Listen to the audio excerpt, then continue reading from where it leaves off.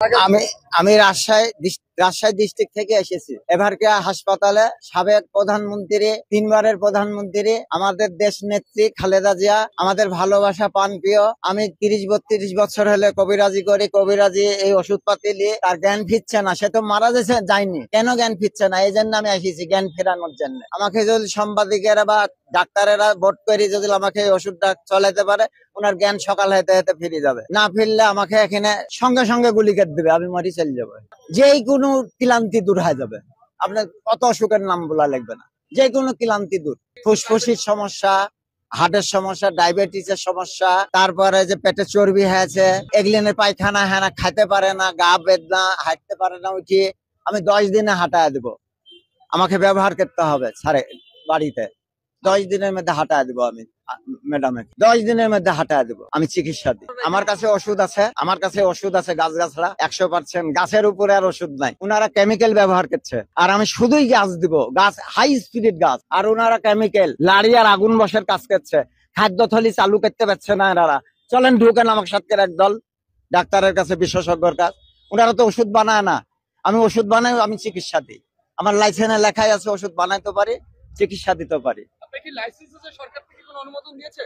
সরকার অনুমোদন, আমি যে এলাকাতে করি, চেয়ারম্যানের এই যে সার্টিফিকেট, এই যে সার্টিফিকেট আছে আমার, ইনারা দিয়েছে আমাকে। যদি আপনারা সবাই মিলে অনুমতি দেন, আর ডাক্তারেরা যদি আমার ওষুধটা পরীক্ষা করে খাওয়া, এখন ল্যাবে ফেলা দিক, ওনাতে কি আছে দেখিলিক খাওয়া দিক। এর সর্বনাশ।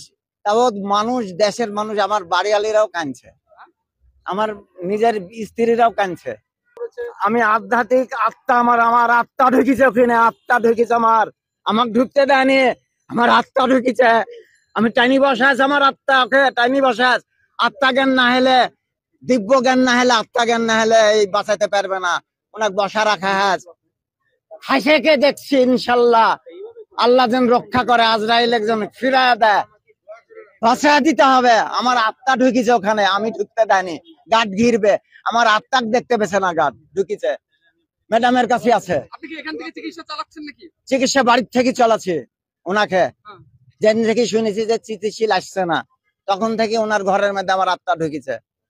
বসাইছে, উঠাইছে, ও জিকির করাইছে, ইয়ারাব ইয়ারাব জিকির করাইছে। আর কিছু বলতে পারবো না আমি। আমার ওষুধ খাওয়ালে সুস্থতা হয়ে যাবে, বাঁচি যাবে, আবার 20 বছর গ্যারান্টি দেওয়া যাবে। আমার ডিটেল পরিচয় জেলা রাজশাহী, কাটাখালী থানা, বেলঘরিয়া গ্রাম। আমি জমিতে চাষি মানুষ, কাজ করি, আর ওই গাছ টাছ তুলি মানুষের চিকিৎসা দিই।